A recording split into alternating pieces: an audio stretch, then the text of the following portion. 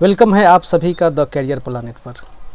साथियों, अभी भी जो बिहार दरोगा को लेकर राग अलाप रहे हैं उनके लिए एक छोटी सी खुशखबरी मैंने कल बताया था और आज बिहार दरोगा को लेकर ये अंतिम वीडियो हो सकता है जिसमें आपको थोड़ी सी एक मोटिवेशन भी मिल सकती है और आप आगे कुछ करने के लिए भी तैयार हो सकते हैं।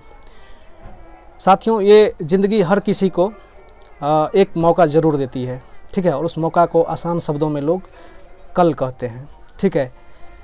इन बातों को एक हम छोटी सी कहानी के माध्यम से सुनाएंगे और ये कहानी ठीक एक 25 साल की लड़के की है जो पढ़ाई लिखाई करता है सरकारी नौकरी। कहानी कुछ इस प्रकार से है कि वो लड़का पढ़ाई लिखाई एकदम से स्टार्ट कर ही रहा होता है, लेकिन उसको सफलता नहीं मिलती है। वो पार्ट टाइम जॉब करके जो है अपना जीवन यापन करता था और जैसे तैसे अपना काम को निकाल रहा था और हज़ार सपने उन्होंने पाल रखे थे कि मम्मी पापा को विदेश ले जाना है, एरोप्लेन में चढ़ाना है, ये कराना है, वो कराना है। खुद के लिए भी बहुत सारे सपने कर रहे थे, मतलब कि सपने सोच रखे थे, लेकिन उन सारे सपनों को पूरा करने के लिए जिसकी सबसे बड़ी ज़रूरत थी वो उसके पास नहीं था। मतलब उनको उतना उनसे कमा नहीं पा रहा था जो कि वो सारे के सारे सपनों को पूरा कर सके। मतलब कि उनके पास पैसा नहीं था। वो थोड़ा बहुत मेहनत कर रहा था, लेकिन उसे लग रहा था ना कि इनसे कुछ होने जोने वाला है नहीं। मतलब कि जो एक 25 साल के लड़के के मन में जो भी ख्यालात आ सकते हैं, जैसे कि आप हो गए, आ सकता है, ठीक वैसे ही मतलब कि सेम कंडीशन में जो कंडीशन आपका है सेम उस लड़का का भी है। मतलब वो सोच रहा होता है, फिर उसे कोई बताता है कि आप एक बाबा जी के पास चल जाओ, वो आपको आपके प्रश्न का जवाब देते हैं, ठीक है। लड़का घर से निकलता है बन ठन के, फिर वो बाबा जी के आश्रम पे पहुंचते हैं। बाबा जी को बोलता है कि बाबा जी मेरे पास पैसों की बहुत ज़्यादा ज़रूरत है, मैं कमाता नहीं हूँ, मेरा ये एम्बिशन है, ये लक्ष्य है, ये करना है, बट पैसे नहीं हैं। तो बाबा जी उसको अपने साथ लेकर जो है एक समुद्र के किनारे चल जाते हैं और समुद्र के किनारे पूछते हैं कि ये क्या है। तो लड़का देखता है कि बहुत सारे पत्थरों का झुंड है समुद्र के किनारे में किसी बीच पे, कि छोटे छोटे बड़े बहुत सारे मतलब कि पत्थर रखे हुए हैं। तो पत्थर रखे हुए हैं तो उन्हें लगता, बाबा जी बोले कि ये पत्थर हैं, ठीक है, इन पत्थरों में एक ऐसा पत्थर है जो कि बहुत ही नायाब है। मतलब कि उस पत्थर की खासियत यह है कि जिस भी मेटल में, जिस भी धातु में तुम उसको टच करवा दोगे वो धातु सोने का बन जाएगा। तो लड़का बहुत खुश होता है। वो बाबा जी से पूछते हैं कि बाबा जी ये तो समझ गए, लेकिन हम पहचानेंगे कैसे? तो वो बाबा जी बोलते हैं कि इसको पहचानने का एक तरीका है।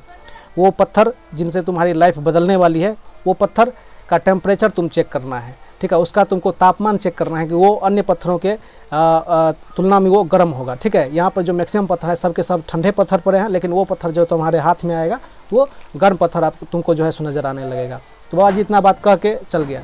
लड़का काम में लग गया। लड़का क्या कर रहा था कि प्रथम दिन, पहला दिन क्या कि पत्थर को उठाया, बगल में रख दिया, उठाया बगल में, एक दिन निकल गया, दूसरा दिन आया, फिर भी मतलब कि पत्थर को, तीसरा दिन भी आके मतलब कि पत्थर को साइड में रखता था। मतलब इस तरह से करते हुए 2-4 दिन 5 दिन बीता होगा, वो पत्थर नहीं मिलता है।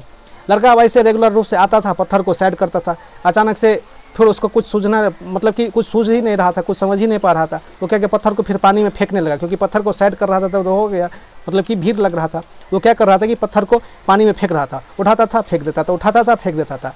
मतलब उसमें वो क्वालिटी डेवलप हो चुकी थी, इस तरह से उनका हो गया था कि अब मतलब कि पत्थर उठाता था फेंक देता था। अब उनके लिए वो काम बहुत आसान हो गया था। लेकिन इन सारे कामों में वो उन काम को भूल गया था, ठीक है ना, जो उसे याद रखनी थी। वो क्या किया कि अब रेगुलर लड़का आलस मतलब कि हो गया था पूरी तरह से। आता था रोज़ अपना पत्थर फेंक देता था। वो भूल गया था कि किस एक पत्थर का तापमान जो अन्य पत्थरों से ज़्यादा होगा, ठीक है।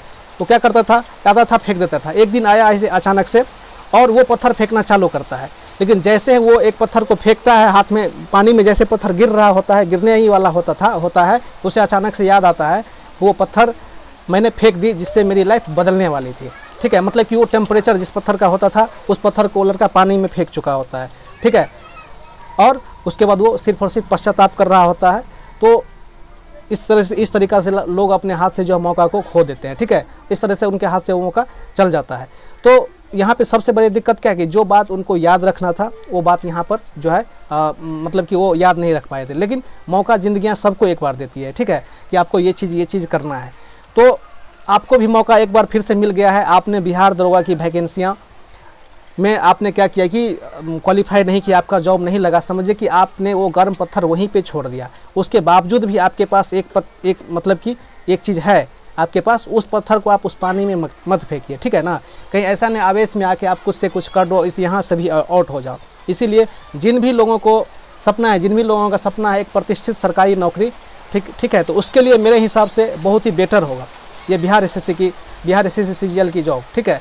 इस कहानी के माध्यम से सिर्फ और सिर्फ इसका एक ही सारांश निकलता है कि लाइफ में कितना भी चुनौतियाँ आता है, कितना भी मतलब कि समस्याएं आती है, उससे कभी भी हमको अपने लक्ष्य से मतलब कि घबराना नहीं चाहिए।